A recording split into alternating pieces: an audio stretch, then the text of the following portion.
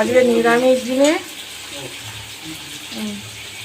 মটর ডাল বেটে তাতে আদা, গোলমরিচ, শুকনো লঙ্কা দিয়ে মিক্সিতে বেটে এই বড়া ভাজা হচ্ছে।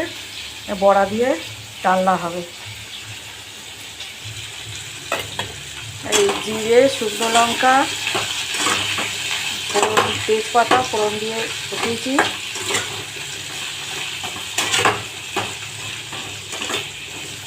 আদা, জিরে বাটা, ধনে বাটা, আদা বাটা দিয়ে হবে। নামানোর আগে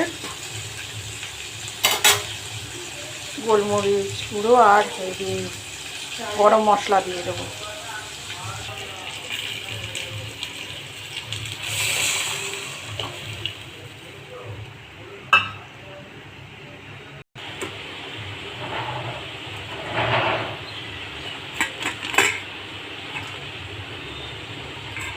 বড়াগুলো দিয়ে দিচ্ছি। ফুটে উঠলে আলু প্রায় সেদ্ধ হয়ে গেছে, আমার ঝোলটা আবার টেনে নেবে, তো একটু বেশি ফোটানো যাবে না।